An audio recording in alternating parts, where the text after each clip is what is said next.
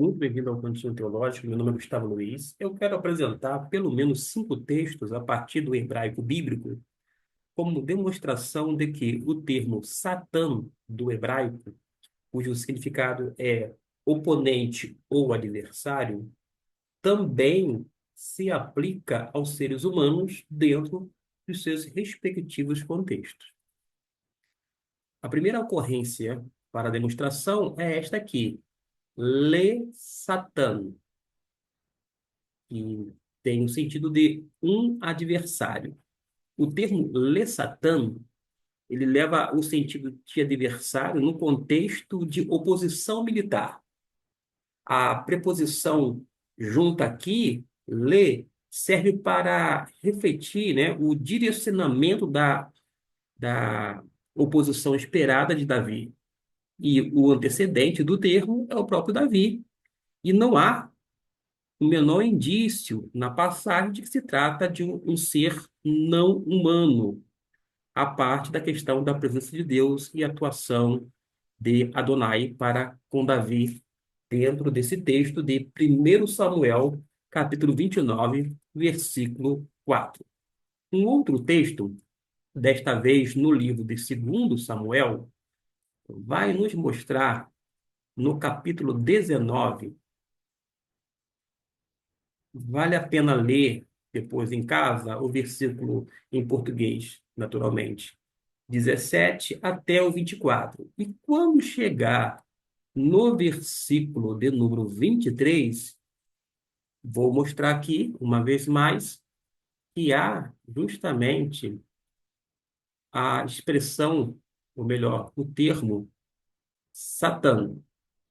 Vou localizar aqui para que você possa ter uma noção e, portanto, venha ver com seus próprios olhos. Uma vez mais, olha o destaque, lê Satã. 2 Samuel, capítulo 19, versículo 27 até o 24. O termo lê Satã aqui tem o sentido de acusador legal. Vou dar um exemplo. Qualquer membro da corte celestial podia, no papel, servir como um acusador legal, ou seja, um promotor de justiça.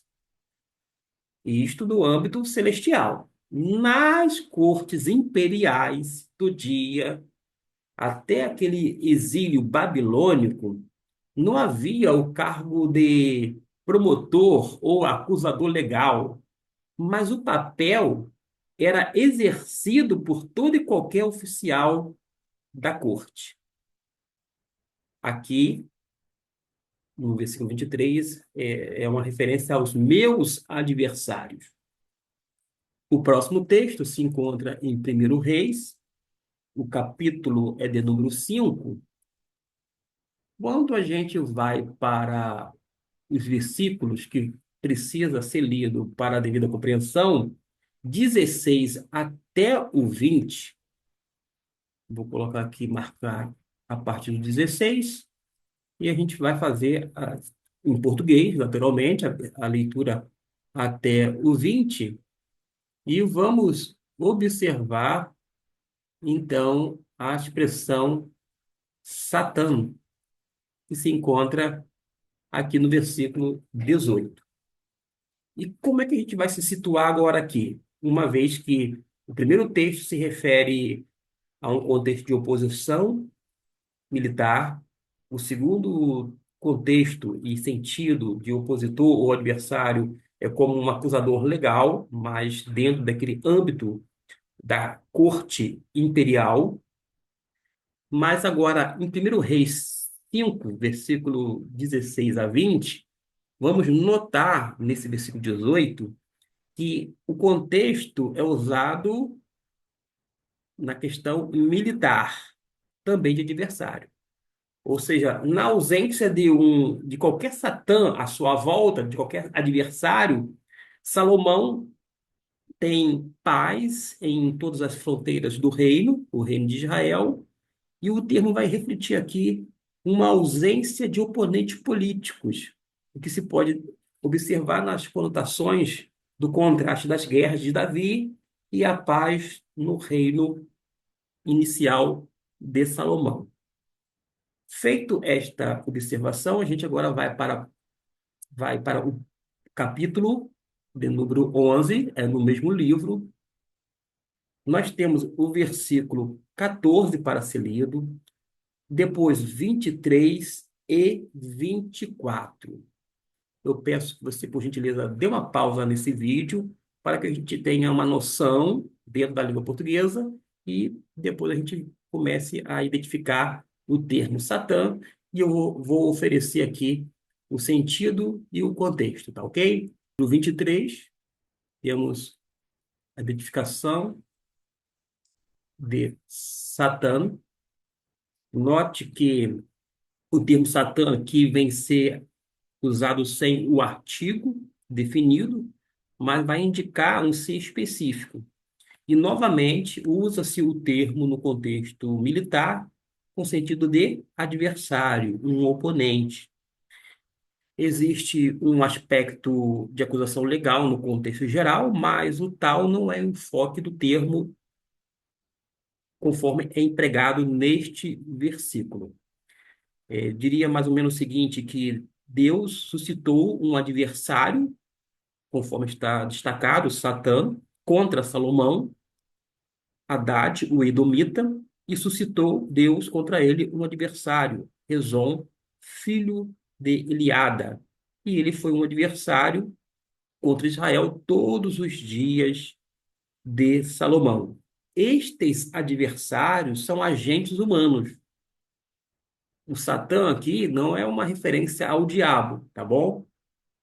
A esse ser não humano, mas trata-se de oponentes políticos de Salomão suscitados para a oposição pela mão de Deus.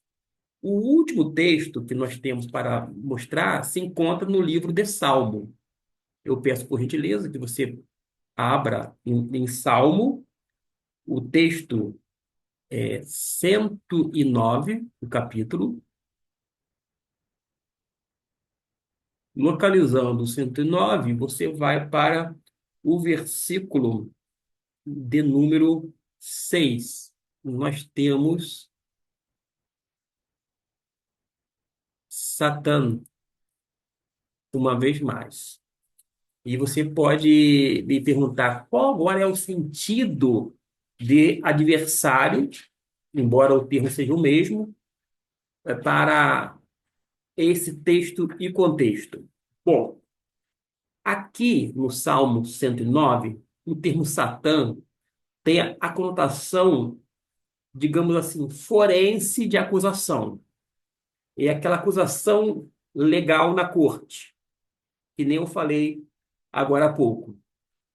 Deste modo, o termo é colocado em paralelo com um termo que é um iníquo, que vai determinar, né, que a aplicação é devida a um ser humano, já que nos versículos anteriores fala-se de bocas iníquas com esta mesma conotação de seres humanos. De modo que a gente precisa ter cuidado.